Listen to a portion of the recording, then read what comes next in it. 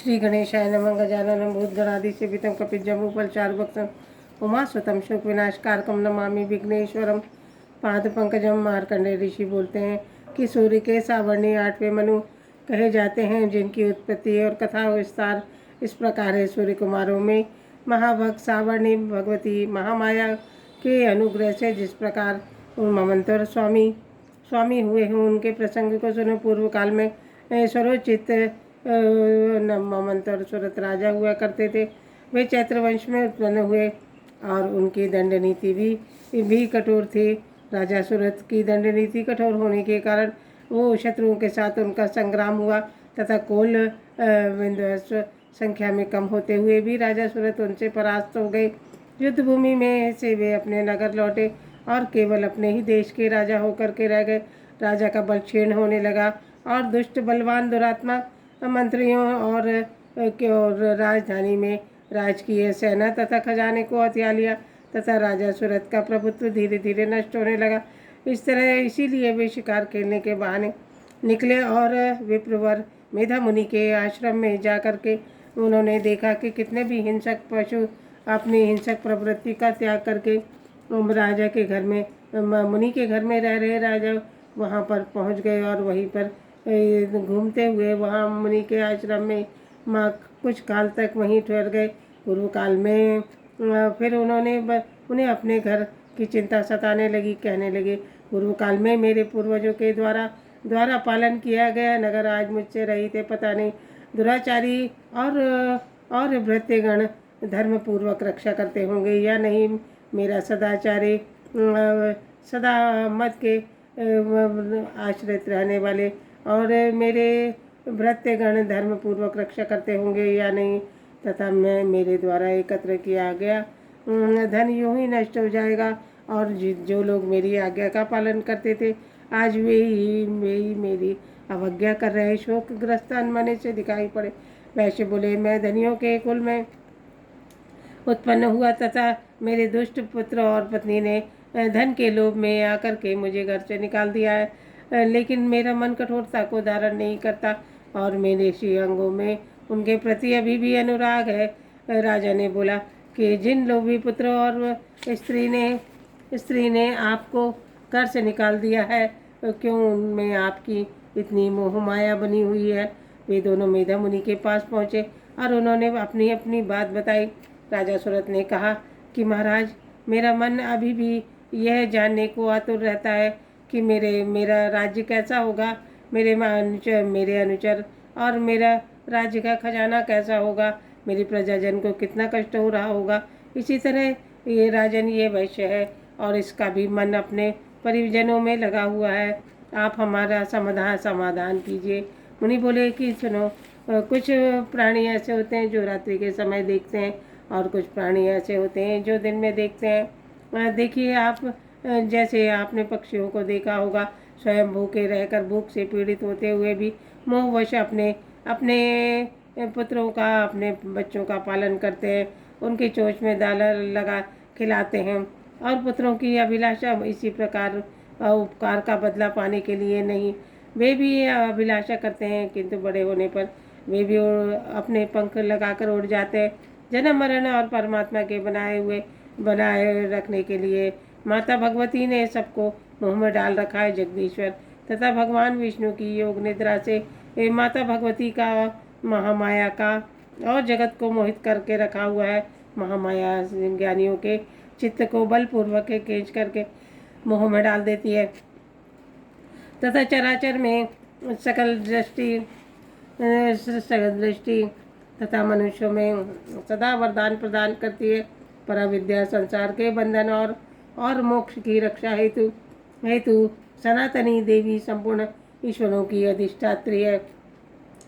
ऋषि बोले, वास्तव में देवी नित्य स्वरूपा होते हुए भी वह अजना और अजन्मा है तथा विश्व को व्याप्त करने वाली जो कभी भी प्रकट नहीं हुई है, किंतु फिर भी वह सर्वत्र व्याप्त है, अजन्मा।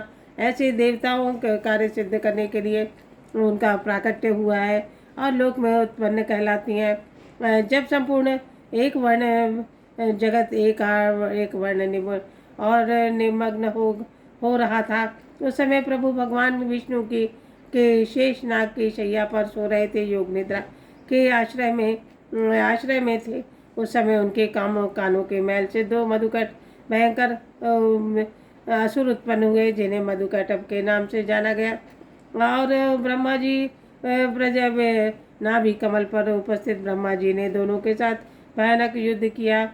और इस प्रकार सोए हुए भगवान को एकाग्रचित्त होकर के विष्णु जी को जगत के पालन करने वाले, जिनके श्री नेत्रों में योग निद्रा निवास कर रही थी, उनको जगाने के लिए विश्व की अधिष्ठरी, जगत को धारण करने वाली तथा संस्कार का पालन करने वाली, संहार करने वाली तेज स्वरूपा भगवान विष्णु की अनुपम शक्ति तथा माँ भगवती को निद्रा देवी को भगवान ब्रह्मा की स्तुति करने लगे। वे कहने लगे, हे देवी माँ, तुम्ही स्वाहा स्वाधा स्वाधा, और तुम्ही हो षटकार, तुम्ही हो स्वर में, तुम्ही हो हे देवी जगदीश्वरी, तुम्ही सुधा में तथा अक्षर प्रणव अकार उकार मकार में, तीनों मात्राओं में तुम्ही हो हे देवी संध्या सावित्री परम जननी, तुम्ही हो हे देवी माँ, विश्व के ब्रह्मांड को धारण करने वाली और जगत की सृष्टि का पालन करने वाली तुम्ही हो।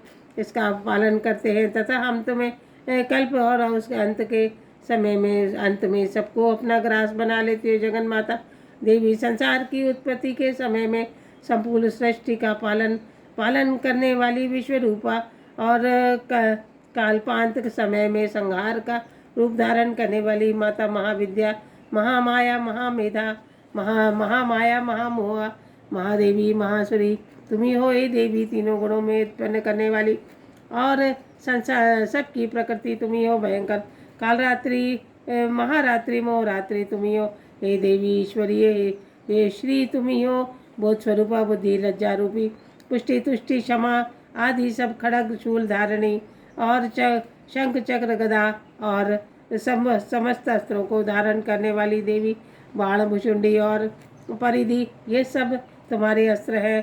तुम्हारे सौम्यतर रूप है। इतना ही नहीं सौम्य है तथा भगवान सुंदरी पदार्थ तथा सबके उपेक्षा से अत्यधिक सुंदर हो।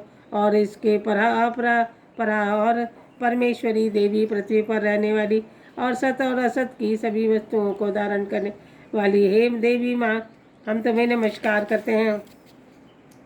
और तुम सभी लोग तुम्हारी निंद्रा के अधीन हो जाते हैं। जिस प्रकार भगवान शंकर और भगवान विष्णु को तुमने भगवान शंकर भी तुम्हारे ही शरीर को धारण किया तथा तुम्हारी स्तुति करने के लिए शक्ति किसके पास है। हे देवी, तुम उदार प्रभाव वाली प्रशंसित हो। हे देवी माँ, दुर्धर असुरों को, मधुकैटभ को मोह में डाल दो तथा जगदीश्वर भगवान विष्णु को शीघ्र ही जगा दो और उनके भीतर इन दोनों असुरों को मार डालने की बुद्धि उत्पन्न करो। ऋषि कहते हैं, इस प्रकार ब्रह्मा जी मधुकैटभ को मारने के उद्देश्य भगवान विष्णु को जगाने लगे। तमोगुण की अधिष्ठात्री योग निद्रा उस समय स्तुति करके भगवान के नेत्र, मुख, नासिका, बाहों और हृदय और वक्ष स्थल से निकल करके अव्यक्ता ब्रह्मा जी की दृष्टि के समक्ष आकर खड़ी हो गई। योग निद्रा से मुक्त होते हुए जगत के स्वामी भगवान जनार्दन एक वर्ण जल में शेष नाग की शैया से उठे। फिर उन्होंने असुरों को देखा। दुरात्मा मधुकैटभ अत्यंत बलवान, पराक्रमी तथा क्रोध से लाल आंखें किए हुए ब्रह्मा जी को खा जाने का उद्योग कर रहे थे। भगवान श्री हरि ने उठ करके दोनों के साथ 5000 वर्षों तक बाहु युद्ध किया। फिर वे अत्यंत बल के कारण उन्मत्त हो रहे थे। इधर महामाया ने भी उन्हें मोह में डाल रखा था। इसलिए भगवान विष्णु के कहने पर कि हम तुम्हारी वीरता से संतुष्ट हैं, तुम लोग कोई वर मांग लो। श्री भगवान बोले, यदि तुम लोग मुझ पर प्रसन्न हो तो तुम मेरे हाथ से मारे जाओ, बस इतना ही वर मांगता हूँ। यहाँ दूसरे वर की क्या ज़रूरत है। ऋषि कहते हैं, इस प्रकार के धोखे में आ जाने के कारण संपूर्ण जगत में जल ही जल देखा तथा कमला नयन भगवान से कहा, जहाँ पृथ्वी जल में डूबी हुई ना हो, जहाँ सूखा स्थान हो, वहाँ पर हमारा वध करो। ऋषि कहते हैं, प्रभु ने तथास्तु कहा। शंख चक्र गदा को धारण करने वाले भगवान ने दोनों के मस्तक अपनी जंघा पर रखे और चक्र से उन्हें काट दिया। उस समय ये देवी महामाया ब्रह्मा जी की स्तुति करने पर स्वयं प्रकट हुई तथा उनके असुरों का विनाश कराया।